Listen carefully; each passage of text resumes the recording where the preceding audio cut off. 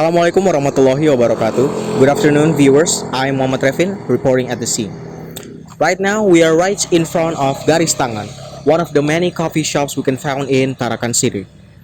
It actually wasn't clear how coffee became so popular these days, but coffee shops has been a phenomenal trend in Tarakan City lately.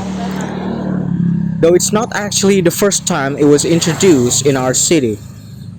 But how it became a very cultural trend was what makes it different. You can find a lot of coffee shops in this town, anywhere in Tarakan, starting from a small stall to a big fancy cafe.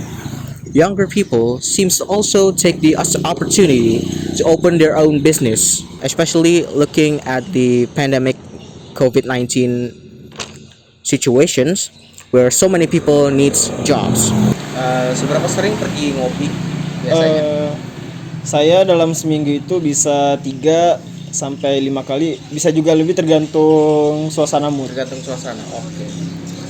Kira-kira sudah berapa banyak kedai atau kafe yang dikunjungi ya? Sebenarnya untuk di Kota Tarakan ya sudah banyak Ya. gitu yang tempat Sudah saya banyak kunjungi. Tiap-tiap tempat itu punya nilai-nilai tersendiri buat saya. Kadang ada tempat ngopi yang buat saya tuh bisa lebih lama gitu, nah kayak punya nilai tersendiri gitu tiap-tiap tempat kopi di Tarakan ini. Oke.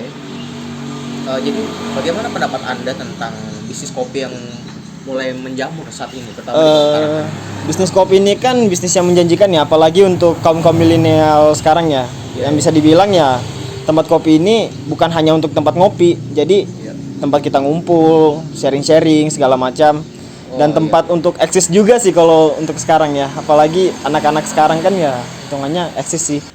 Bisnis kopi ini kan istilahnya slow bar ya, kayak bisnis yang lambat dibandingkan bisnis tempat makan. Kalau tempat makan itu orang makan pergi, kalau di bisnis kopi ini orang itu bisa stay di tempat tersebut lebih lama dan memesan cuma untuk beberapa produk. Itu istilahnya slow bar gitu.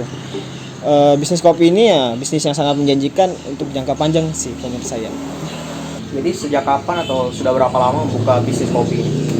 Kalau untuk bisnis kopi ini sudah berjalan 1,5 bulan ya, Oh iya. dari bulan Februari kita. Oh. Berikutnya bagaimana hambatan dalam menjalankan bisnis ini? Apa aja tantangannya gitu? Kalau untuk hambatan sama tantangannya, kalau di bisnis kopi itu karena memang udah mulai sesak, udah banyak yang jualan Sudah kopi. banyak ya, sudah Iya. banyak. Jadi ya tantangannya kita pintar-pintar dalam ngeracik minumannya, rasanya, terus juga punya circle gitu. Karena kita jual dulu dari teman ke teman. Ntar nanti bisa lama-lama orang penasaran ingin mencoba minuman kita, akhirnya mereka beli.